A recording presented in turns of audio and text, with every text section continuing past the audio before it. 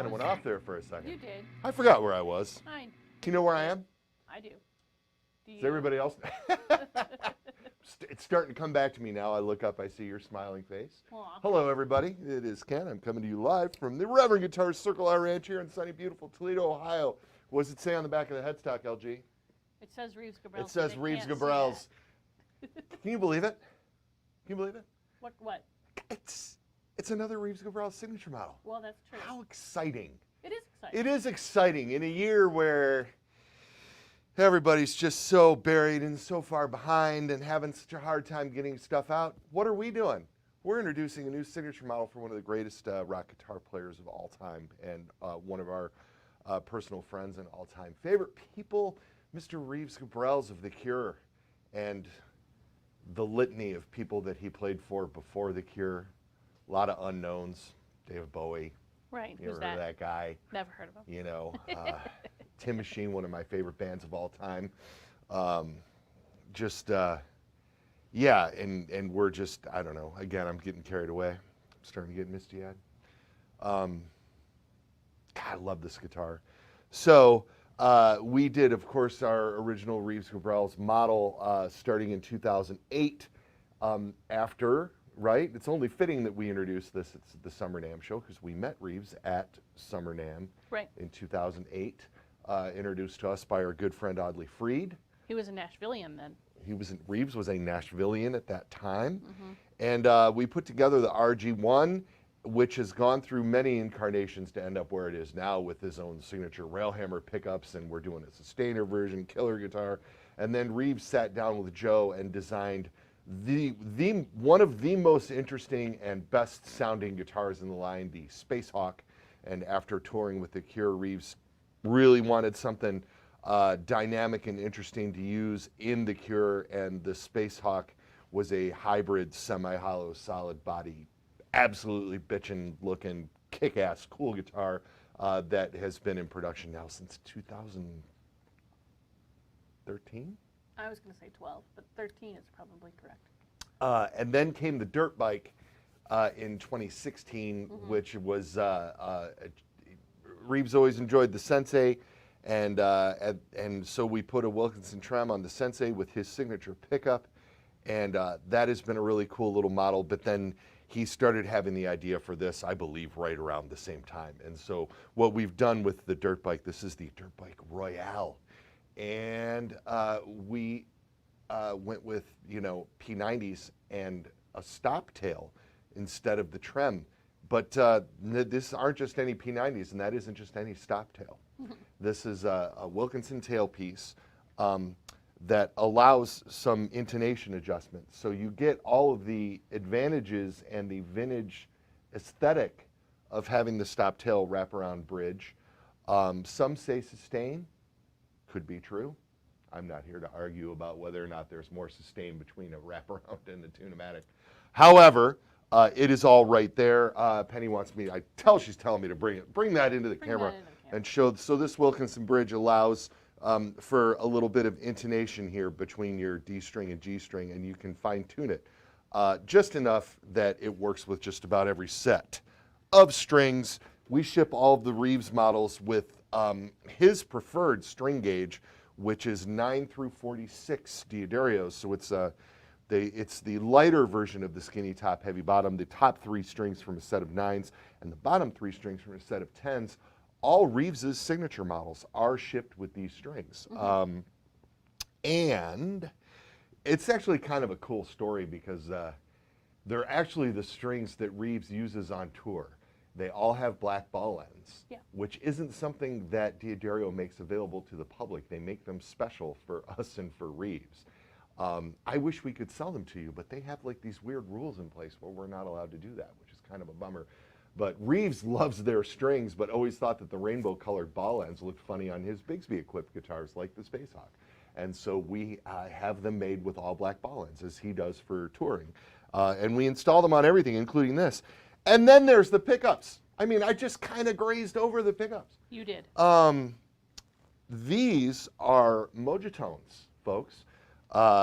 And we have a great history. Reverend has a good history with Mojitone. They used to have a guitar show in Raleigh, North Carolina, and we did that for a couple of years, and we brought in artists, including one year we brought in Reeves to do a clinic there. Yeah. And I'm sure Reeves knew all about Mojitone before then, but that was how we have a good relationship with the Mojitone people. So when he suggested that we try their quiet P90s in this guitar, this is the Hot Quiet Bridge, we did. And they sound cool, and Reeves loves them, and that is good enough for us. So note, in my little intro there, I had a little bit of fun with it, and the first pedal that you heard was my sort of when I was playing that clean tone, that's the JHS Charlie pedal, the yellow one.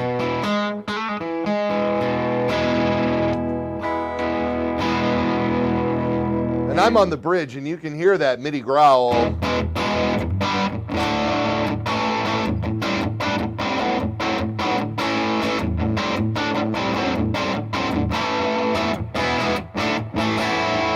I really like that pedal because it's sensitive, the touch dynamic.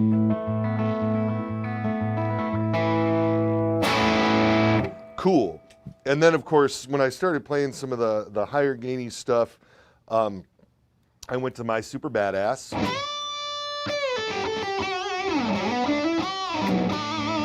And then I was on the neck pickup with my Wonder Red Rider pedal.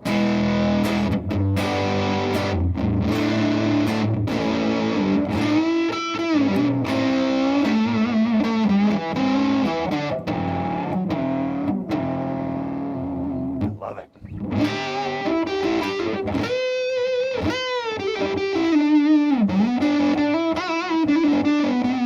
I have it sort of set to bridge the gap between fuzz and distortion, and it sounds great on the neck pickup. It really does that singy thing, and especially if you're cutting through a mix of sorts, even though this is just a...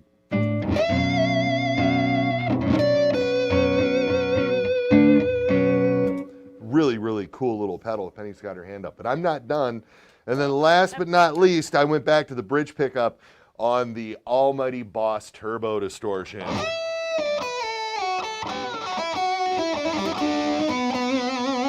And with this pedal, that is really these pickups, this bridge pickup and that turbo distortion are really sort of nailing that wah-haft cock thing, which is the thing that Reeves really likes.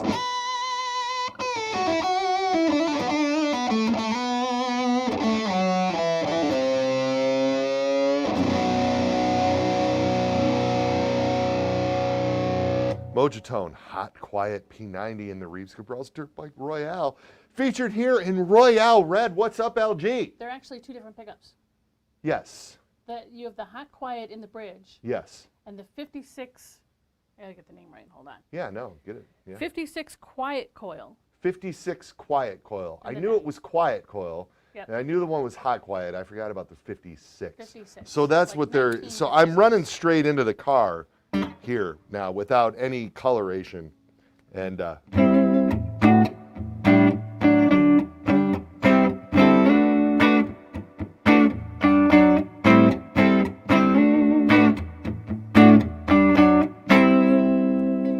both pickups on.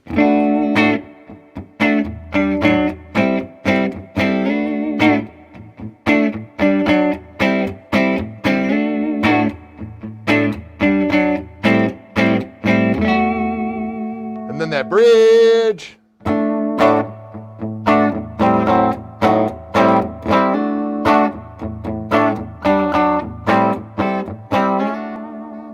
That little lick reminds me of something.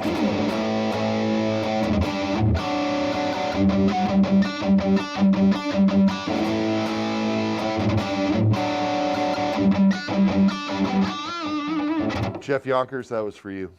And of course, Bose, if he's watching. What else you got for me, LG? Talk to me. Talk to me.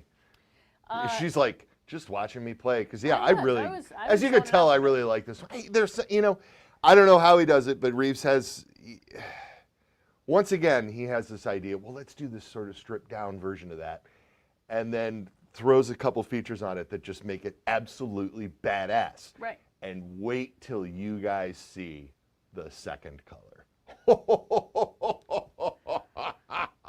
Which is not going to be Can't next give week. it away. That's not Can't gonna give be everything away all at once. For, yeah, Oh, but that's not going to be for a few oh, months. I have prototypes coming today. The prototypes are going to be here today. Well, okay, but we're not talking about it. Well, Anyway. I can't not have a teaser. I gotta have some. I can't just give it all away. You know what else, LG? What? We have a couple other things at the Summer NAMM show that we're not talking about today too. We're Well, not that's giving true. away the farm. That's true. We're not. Mm-hmm. Nope. Mm-hmm. Mm-mm. Scott would like to know when we can purchase one. ASAP. They're shipping now. They started shipping to dealers this month. Scott, we are also in this. Our position hasn't really changed. We are having horrible wait times, transit times, and so we have an absolutely astounding. We have more guitars in transit right now than we made in a year, 3-4 years ago. Right. Seriously, or so. Well, not 3 or 4 years ago, like, but 8 to 10 years ago. Right. Anyway, it's crazy. We have it's nuts. So we are waiting for things to happen. However, some of these have arrived and are sneaking out to select Reverend dealers as we speak. So you should see some popping up out there on the mighty interwebs soon. Check Reverb. That's going to be your good source, I think. Penny says check Reverb. Yeah. Oh, of course, you can hear her. You don't need me to. No, you don't need me. Yeah. I don't need you. Whatever. Whatever. We know what we're saying. Yeah, look, we need each other, okay? Because apparently. Right, apparently. Phil says, is it a standard neck Phil! profile? I'm sorry. I spoke over you. I was so excited. I just wanted to say Phil like Eddie Murphy said it in Beverly Hills Cop. I just wanted to say it. And then I didn't hear your question because I got excited. I'm sure Phil got that all the time at that time. Maybe. All right, go ahead. I'm sorry. He wants to know if it's a standard neck profile. It is. It's our standard set neck profile. And so it feels the same as the dirt bike or the Sensei, as you will. One of the cool little features on the dirt bike and this dirt bike Royale is it has the inline 6 headstock, like similar. Well, it's what's on the Space Hawk, but on that, and it's on our Warhawk models too. So it gives it a fairly distinct look, which I think is super cool. We started binding the headstock on everything this year, which also looks beautiful on this guitar. And the Royale Red is crushing, indeed. 24 3/4 scale, Carina body, 3-piece Carina neck. The 3-piece Carina neck is done lengthwise. So the pieces are laminated together so that we can have a tilt-back headstock on a set neck without having that ugly volute here, because the tilt-back is strong enough because of the 3-piece neck. This particular, of course, these Ebony Fretboards on these, Reeves's preferred. We have been getting some absolutely beautiful figured ebony, as you can see on here.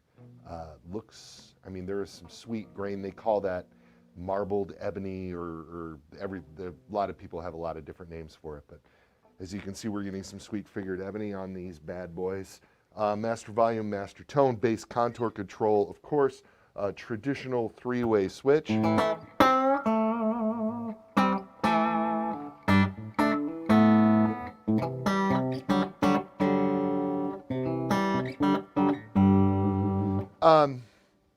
I'm not going to say that these P90s sound like ours. They're not, but they don't sound like. My biggest criticism, and you guys have heard me say this before, even on this here show, is that a lot of times you get into like stacked P90s and stuff, the G brands P100s or whatever, and other things, and they simply just don't sound like P90s anymore. They sound like humbuckers. And that's cool as shit if you like this look, but you want that sound. You know, I totally get that. Because I do, and I'm not even opposed to like the DiMarzios that have 2 sets of pole pieces in these covers. I think those are cool. I know that RG does too. We've talked about those pickups at length in the past. These sound somewhere in between to my ear, and I think that that's cool as hell. And again, this is just my opinion. What I really need to do and want to do sooner or later is get RG in here with me so that we can discuss these things. And he can tell you his take on it and why he chose this pickup. Because ultimately this was us doing something that he wanted to do. So when I give you, I am just pontificating on how I feel about the pickups after playing with them for a little bit. I'm not speaking for Reeves. To my ear, it comes in. I mean, it sounds, obviously it sounds more aggressive than any P90 I've ever heard, but it doesn't just sound like a hot humbucker. There's the string to string The string-to-string balance is really, really good. It's really tight. It's very focused on the bottom end. It doesn't fart out on tons and tons of gain. I mean, you don't get a lot more gain than the Super Badass of the Turbo Distortion.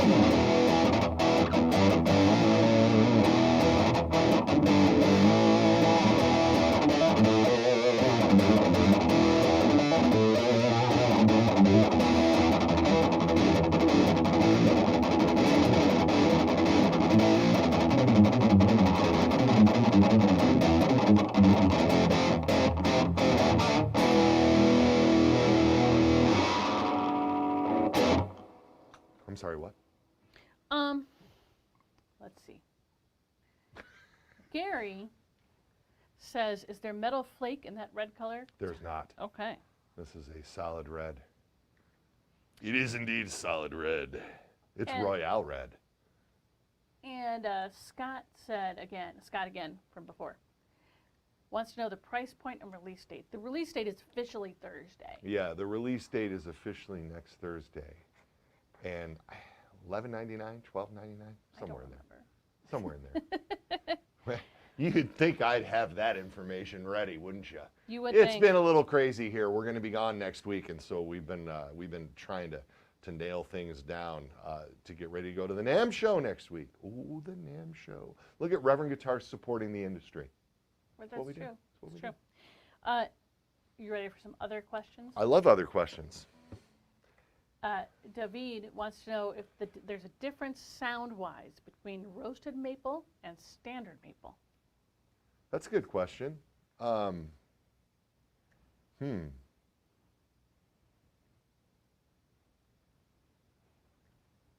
You stumped him. No, I'm thinking about what I've been told versus what I comprehend. I have been told that standard maple is brighter and that roasted maple resonates a little bit more and has a little more depth of tone.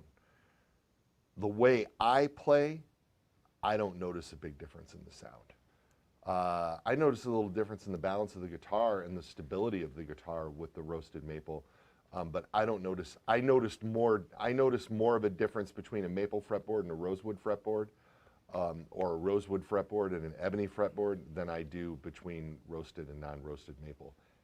That is an opinion. You ask 20 different guitar players, they're going to tell you 20 different things. That's what I think. What else you got, LG? Mark says, what's the story on that Billy Corgan reversed headstock? And can we see it or hear it? That's mine. That's all.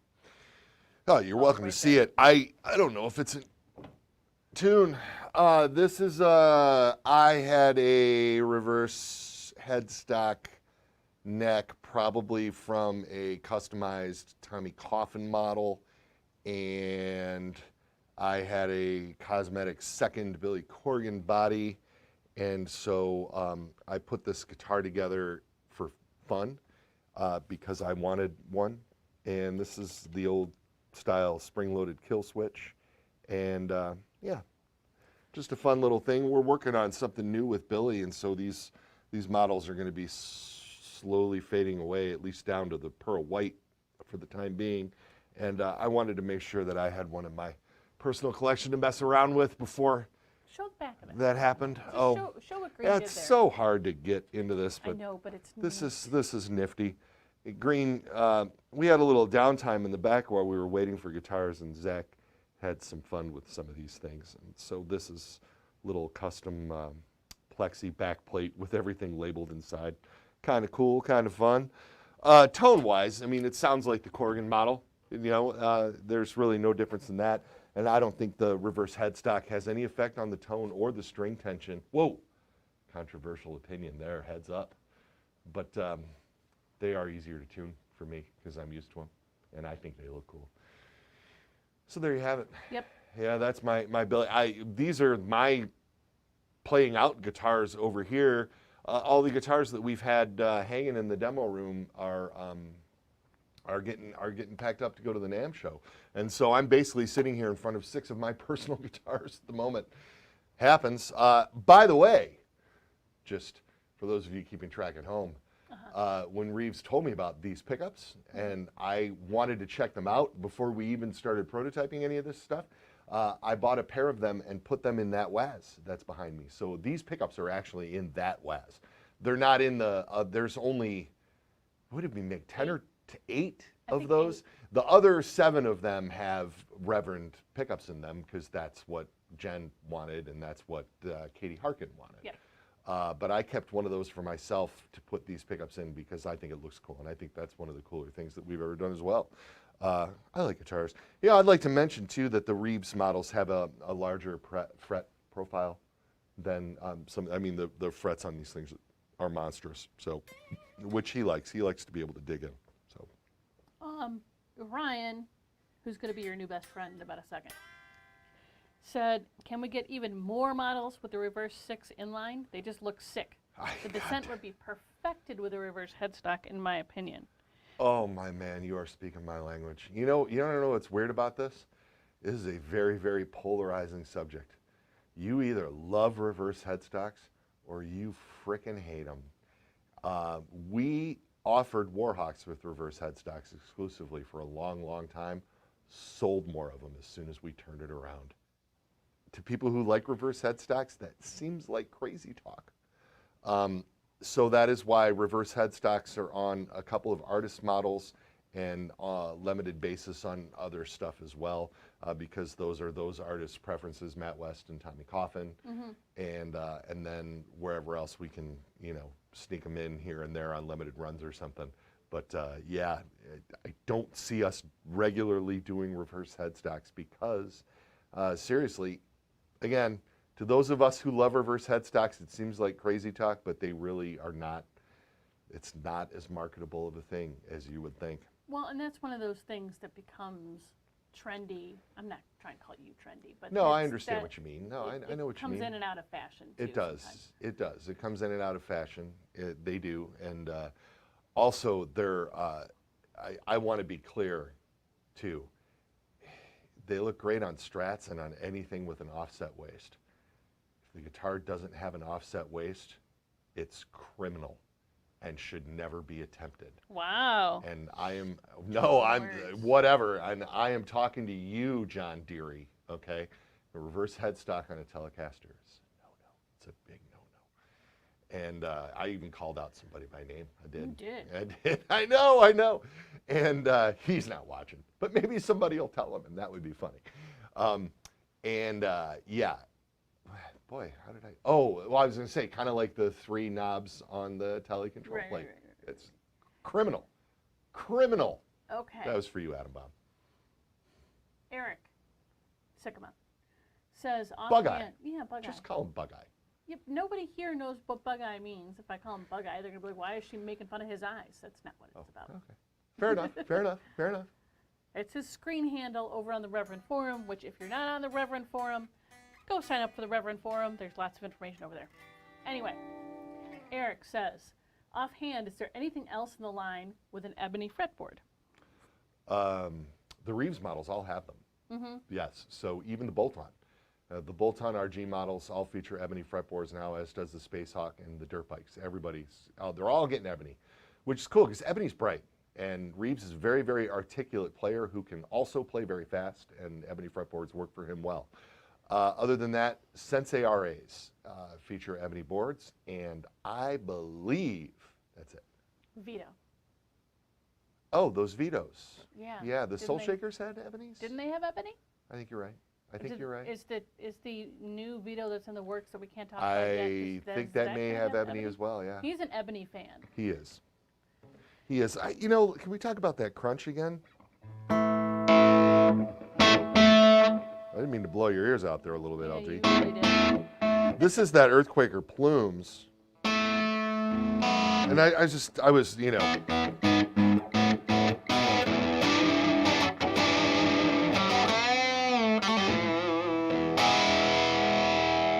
That's nice.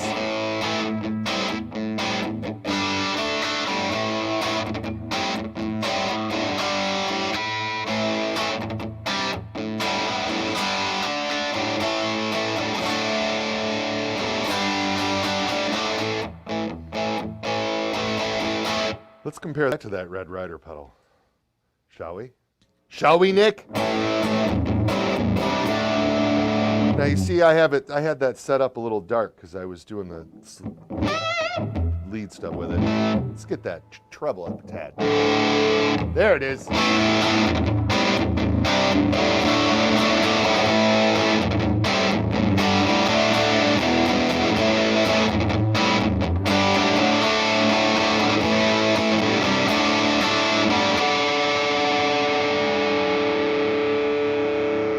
Woo! I like that. Okay. I like that a lot. Do you Penny's want like, more "Are you questions? done?" Do you want more questions? Or All right, I'll Okay. take more questions. right, No, all I don't. right. You know what I want to do? I want to rock. Oh, too bad.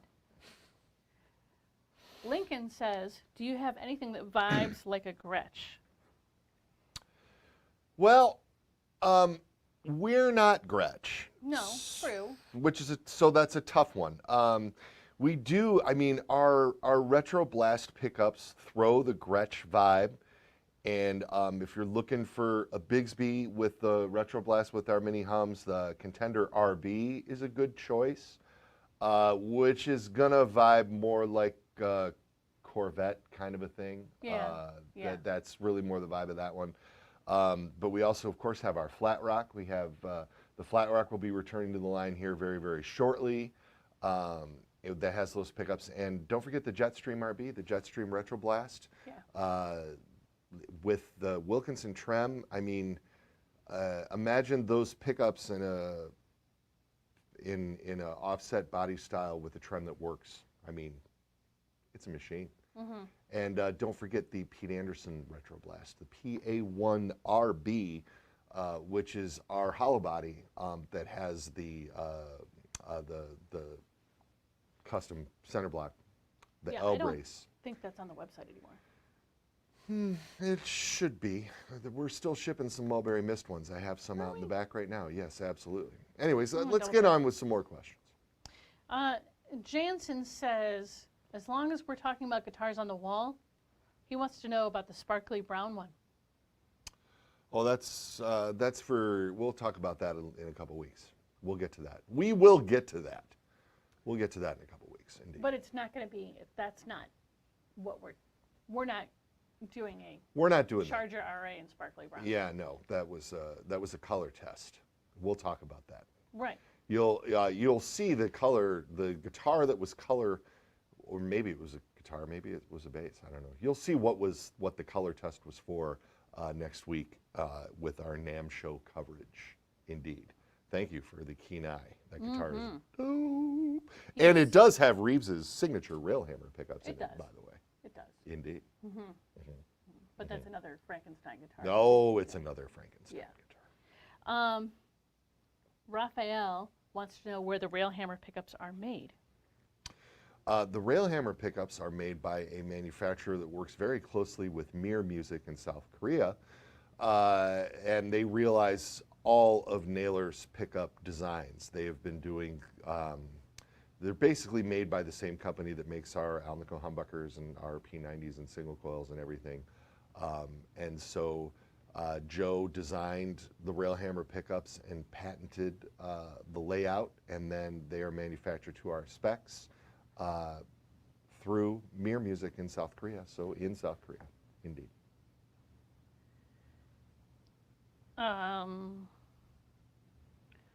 I stumped her now. Now she's like, you know, if she leaves me sitting here too long, I'm just going to start rocking again.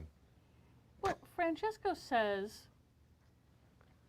he's looking for a trick shot meets buckshot, a trick shot with the Retro Blast neck pickup. Is there any chance of that? And the only difference between a buckshot and I think what he would be talking about is the string through, right?